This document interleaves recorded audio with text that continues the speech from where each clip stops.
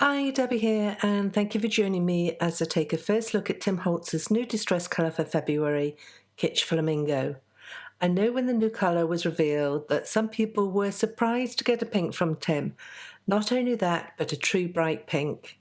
Having watched Tim's live though when he introduced the new colour, and I can understand where the pink fits into the distress colour line and how it will blend and mix beautifully with other colours from the range. Here I used it with dried marigold and festive berries. Starting out, and I chose this Sweet Friend stamp set from Simon Says Stamp, as it had lovely open florals, giving me a good area in which to play with colour. I stamped the flowers and leaves from the set in VisFine Onyx Black ink on Archer's cold press watercolour card. This is a textured card, and so I had to repeatedly stamp the images until I got a good impression. I dried the ink and then lined up the matching dies and adhered them with 3M micropore tape. I had this tape out as I was patching up my hands ready for this video. I have always got some cut or nick on my hands as I love gardening and such. I prefer to use band-aids which are skin coloured. However, I had an allergic reaction the last time I did this, and so micropore it is for now. I took the inner tube of the Kitsch Flamingo Distress Spray Stain and used it to dab some colour onto my palette. I repeated this with dried marigold distress spray stain. With a damp brush, I picked up colour from my mini palette and loosely painted it onto the flowers. I dipped into both colours, letting them touch and blend together on the watercolour surface as I did so. I left some areas without paint too for highlights. That's the advantage of having a defined edge by stamping in black. You don't have to worry about showing where the petals finish, as you do with no-line watercolouring. With stamped black lines, all you need is a wash of colour with a few areas left for highlights and a few deeper tones too. I'll come back to the deeper tones later on. For now, I'm simply concentrating on getting colour down. For the leaves, I use a mix of Rustic Wilderness Distress Spray Stain and Evergreen BOUGH Distress Oxide Spray. I used the Oxide in this case as I didn't have the spray stain. As you can see here, the spray stains are translucent, whereas the oxide sprays are more opaque. Each is lovely in their own right. The oxide adds a soft chalkiness, whereas the spray stain adds more intensity. For the stem, I used a dot of walnut stain Distress Oxide Spray. I did try adding Kitsch Flamingo Distress Oxide Spray for deeper tones on the flowers, but as you would expect, the colour wasn't dramatically different to the spray stain, and so for a deeper colour I bought in Festive Berries.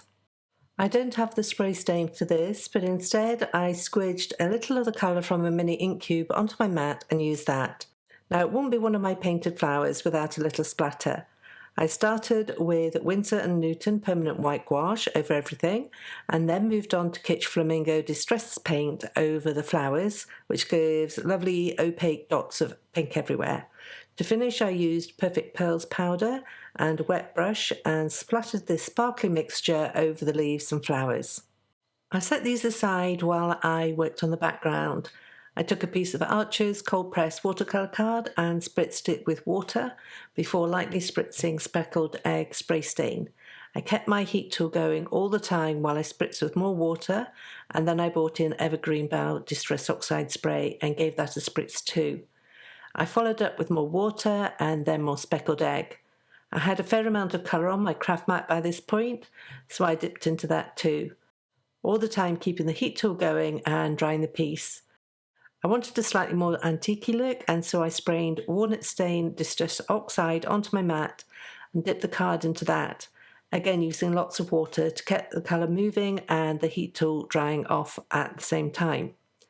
With the background now complete, the flowers were looking a little stark, and so I gently blended Antique Linen Distress ink around the edges with a big soft brush from Picket Fence. Next, I wanted to add more details to the background, and so I took the BOHO Circle Stencil, which is one of my favourites, and used it with CRACKLE Distress Texture Paste. This spreads on like a thick glossy mousse, and when dry gives both dimension and crackle texture to the background. To emphasise the texture, I spritzed Walnut Stain Distress Oxide onto my mat and used my finger to dab the colour over the crackle paste. I think the crackle over the background is one of my favourite parts of this card. I added the flowers and leaves with foam squares and then trimmed the panel to be slightly smaller than an A2 card base. And then I wasn't quite happy with the contrast on the highlights and shadows on the flowers, and so I added a little more Festive Berry Distress ink with a damp brush as a contrast. This way there is a blend of colour from dried marigold to Kitsch Flamingo to Festive Berries. For the greeting, I took a scrap of watercolour card and treated it with anti-static powder, and then stamped a sentiment from the Sweet Friend set in Kitsch Flamingo Distress Oxide ink. Distress Oxide inks are a mix, but they do contain pigment ink in that mix, and so hold enough that you can sprinkle embossing powders, or in this case, Kitsch Flamingo Embossing Glaze over the top. I heat set the glaze and then trim the card to be a small tag to tuck into the floral stems. I grunged up the tag a little firstly by rubbing antique linen distress ink around the edges and then adding some walnut stain distress oxide with a brush to one end. I added a little splatter to finish and then tucked the tag into the flowers and kept in place with foam squares. Although I had punched a hole in the tag, by the time I added a twine bow held in place with a glue dot, you could omit that step. I added foam tape to the back of the panel and then added to a card base cut and scored from ivory card. I debated adding some sequins, pearls or droplets, but in the end decided there was enough going on already, and so I left it there.